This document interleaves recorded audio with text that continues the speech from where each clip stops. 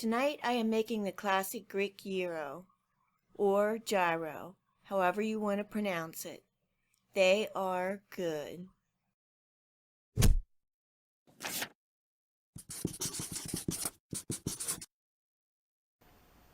Hi everyone, and welcome to Tess's Kitchen, and today I'm going to be making gyros, or as you know them, gyros.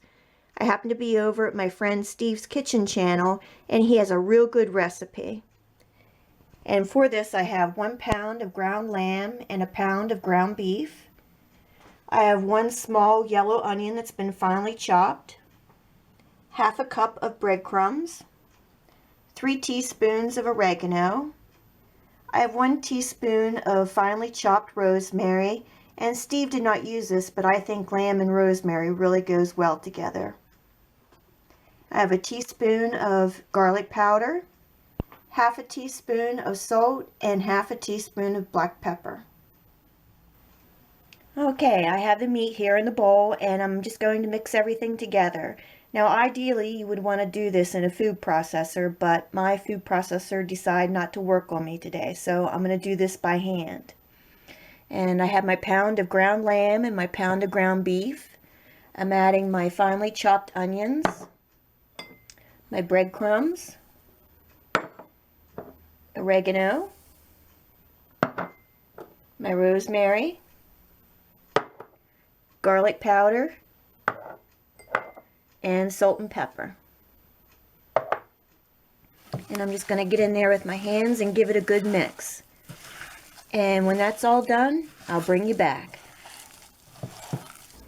This is my meat mixture, and you want to get it as fine and pasty as you can. My texture is going to be a little off because I didn't use the food processor, but you want to have it very well mixed. I'm going to put it in a loaf pan. If you don't have a nonstick loaf pan, you might want to put a piece of parchment paper in here so it doesn't stick. And I'm just going to take my meat mixture here and pack it as firmly as I can into the loaf pan. I have my oven preheating at 350. And we're going to bake this for about 30 minutes until it's nice and golden on top. And whenever that's done, I'll bring you back and I'll show you the next step.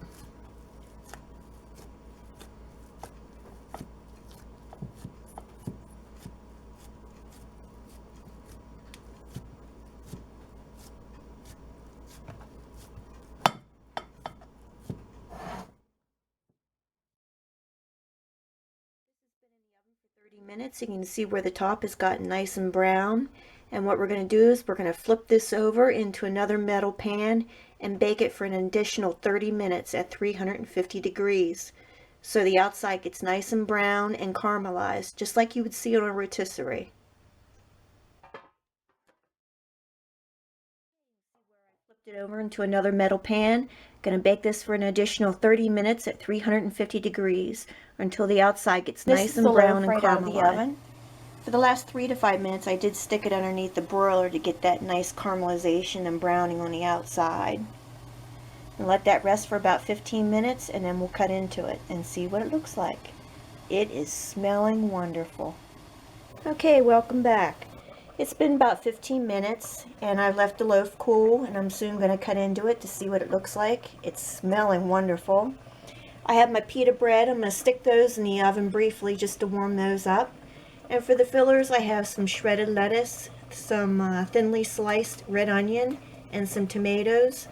And of course it wouldn't be gyros or gyros without some homemade tzatziki sauce. And I have a recipe for that. I'll provide that in the description box below.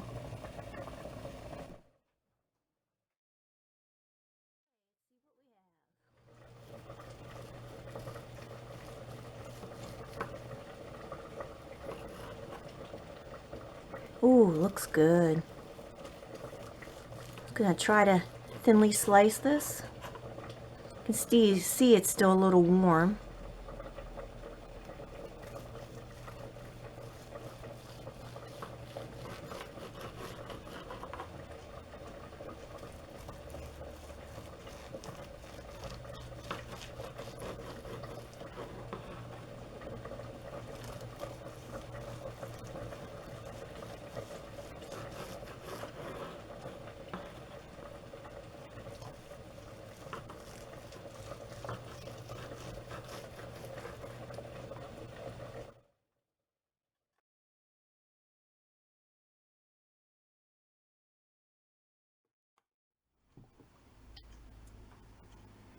Gonna start with a little bit of tzatziki on the pita bread.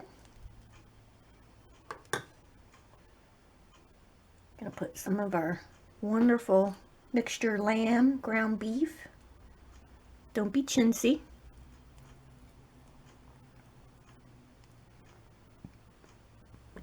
A little bit of red onion.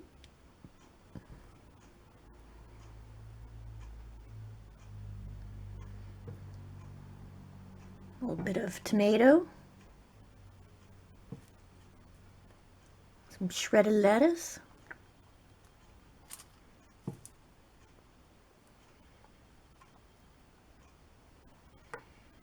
And a little bit more of the tzatziki on top.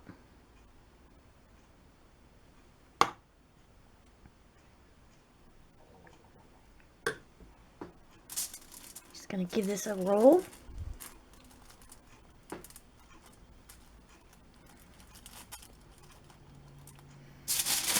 And we're just gonna wrap it in aluminum foil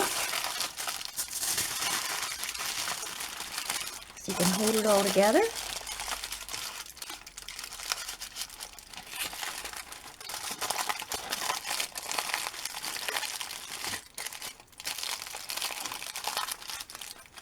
And there you have it.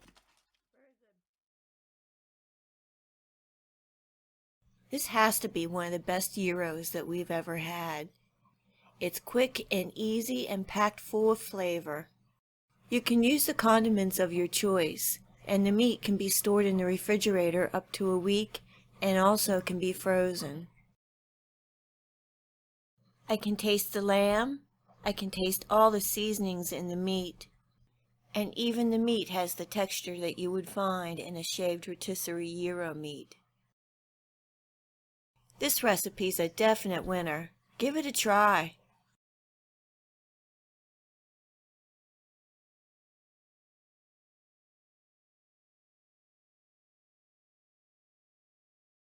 Thanks for joining me here in Tess's Kitchen. If you like this video, please remember to give me a thumbs up and subscribe to my channel for future recipe videos. You can also come visit me on Facebook, Pinterest, Google+, and Tess's blog. Thanks for joining me, and we'll see you next time.